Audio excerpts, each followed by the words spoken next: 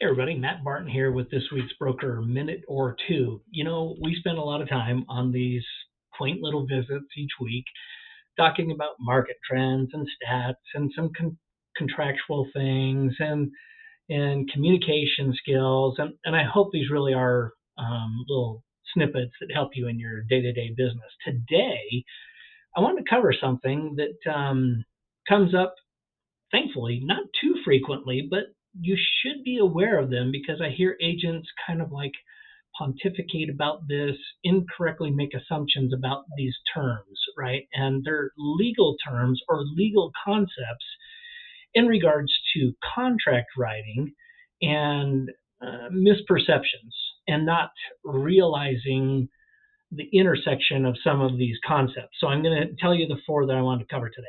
Statute of Frauds, four corners of the contract, continuance of contract, and waiver. And how are these four interconnected? So I started with the big one first.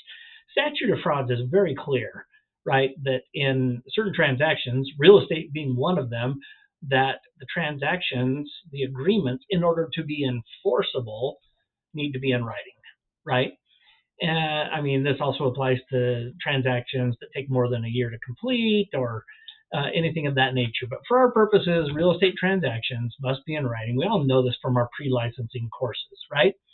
And so just with that, really quickly, that gives agents, unfortunately, a false sense that what is said doesn't actually apply. And we're going to come back to that, how all four of these intersect. Okay, then there's the four corners of the contract, also known as the parole evidence rule. And this basically states that the intent of the parties, in our case in a real estate purchase contract, are governed by what is in writing versus oral agreements, especially if the language in the written contract is unambiguous, right? Okay, so then we get to this one, continuance of contract. And this is where we start to see the intersection of these concepts. So what happens, and I've had two of these in the past week, what happens if a buyer or a seller defaults in a REPSI, creates a default, that doesn't kill the contract, it's still alive and well. There's only a breach or a default that's been created, and the non-defaulting party then has options to act on the breach or the default. But what happens if they don't act on it? So for instance, earnest money was turned in a day late, 2 days late, 3 days late, a week late. The seller is made aware of that.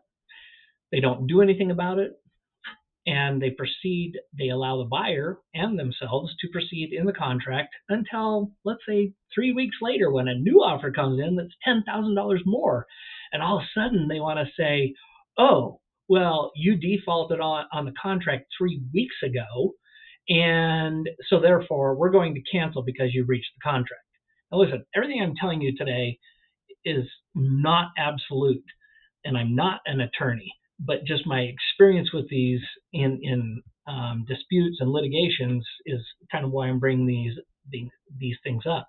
It can be argued and has been argued, and if you ever want the case law, I'm happy to share with you the case laws that I've read on this, that if the seller or the non-defaulting party does not act on the breach and they allow the other party to continue in the contract. So for instance, well, we're not going to do anything because we don't have a new offer yet. So we're going to let you spend money on an appraisal and an inspection and forego pursuing another property until something in our self-interest makes it to where we want to act on the breach at a much later date. It can be argued and has been argued in court that the seller, by their inaction on a breach, have basically agreed to a continuance of contract.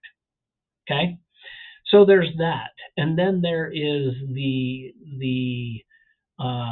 doctrine of waiver, equitable waiver. There's a lot of concepts to this, so I don't want to get off too far in the weeds, but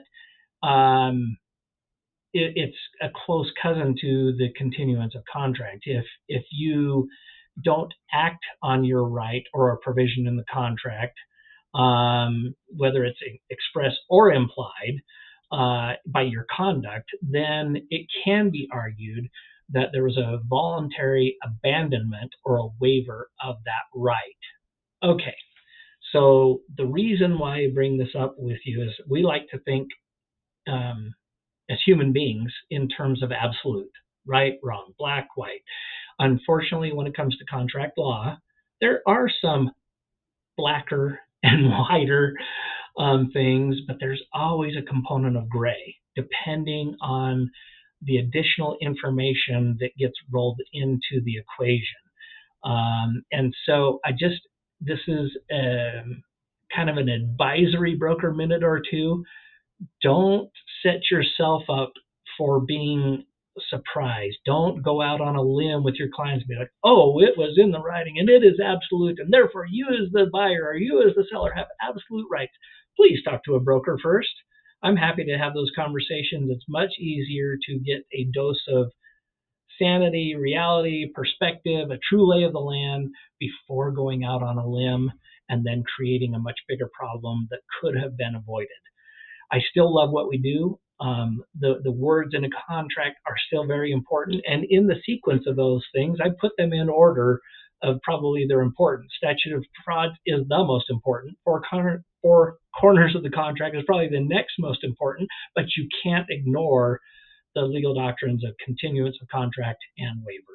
So I hope that helps you round out some of your knowledge as a real estate agent as you go forth day to day representing buyers and sellers and trying to keep everybody engaged in getting deals across the finish line. Let me know what I can do to help you. Otherwise, have a great week.